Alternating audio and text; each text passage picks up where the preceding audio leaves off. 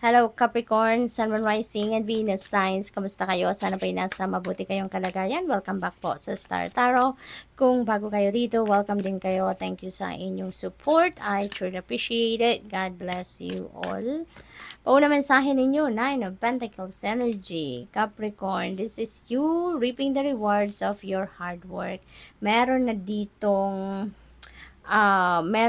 financial comfort, financial prosperity and abundance na may experience kayo, Capricorn. Ano? Ito na yung bunga ng inyong pagsisikap. Meron na kayong premyo na mahahawakan, no? Pera. Ayan. So, magiging komportable na kayo kahit papano pagdating sa pera. Meron na kayong parang konkretong source ng income ninyo. Something like that.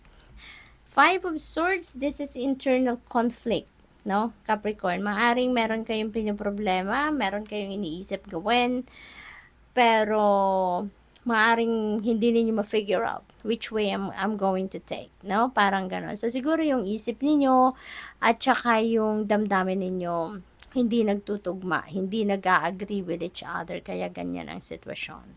So, what else? We have Four of Swords. You may need to do some kind of relaxation muna. You may need to do some kind of solitude. Magpahinga kayo. Relax.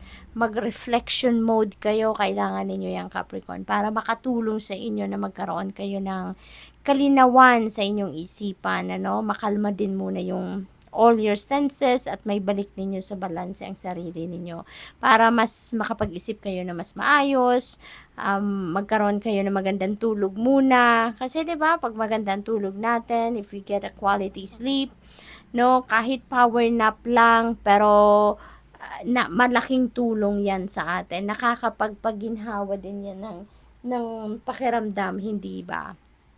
Kaya maaring yun ang kailangan ninyo sa ngayon para magkaroon kayo ng clarity of mind, no? Kasi kung stressed out kayo physically, mentally, emotionally, talagang mahihirapan, no? Mahihirapan kayo na ibalik sa kalinawan ng inyong pag-iisip, hindi ba? Kaya importante din na magpahinga muna. Okay? Mag-rejuvenate ka muna, mag-recuperate ka muna, mag-recharge ka muna para nang sa gayon you will be in good shape, and with that mas magiging malinaw, mas magiging magaan ang inyong pakiramdam.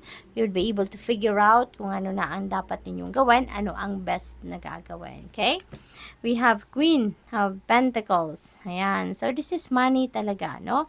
Merong mga perang parating. This is a very prosperous and abundant energy. Kaya, most likely, siguro meron talaga kayong source of income dito na left and right, no? Maaring ganun. Maaring may career na kayo, established na kayo sa career ninyo, fixed na yung sweldo ninyo, alam nyo na kung magkano pumapasok, and at the same time, baka meron pa kayong negosyo on the side or meron kayong side hustle. Kaya maraming pera ang dadating sa inyo dito, no? So, this is really beautiful energy. Opportunities din na pagkakakitaan could come your way, no? Maaari din na meron pang mga money path na magbubukas para sa inyo. Maaari din na magkakaroon pa kayo dito ng mas maraming opportunities na pagkakakitaan din, no? Capricorn, so good luck. We have Page of Pentacles. Puro pera, no? So, napakaganda naman ito. Kasi sa Page of Pentacles, may mga opportunities talaga dito na parating sa inyo. At ang mga balita regarding that, updates, balita, at siguro tawag, sa trabaho, in-applyan, negosyo, siguro partnerships, yung mga ganoon, all about money, all about trabaho, source of income, something like that, no? Maaaring meron kayong mga balitang makukuha around this time, no? Regarding doon sa mga inaasikaso ninyo regarding kaperahan or career or kung ano pa man, no, na mapagkakakitaan, no? So, tingnan natin kung ano pa ang ganap dito for Capricorn. We have angel number 0550. Sabi dito, intuition. So, siguro makakatulong, no, yung intuition ninyo dito sa sitwasyon ninyo sa Five of Swords. Kasi kung nalilito kayo, hindi nag-agree yung isip sa puso ninyo. So, ang masasandalan ninyo dito na can be trusted is your intuition. So, it's better to listen and follow what your intuition is telling you, because for sure, ililid ka niyan or dadalhin ka niyan sa tamang direksyon, dadalhin ka niyan sa right path na dapat ninyong tahakin. Okay? Sabi dito, get some fresh air or call some of your pals over.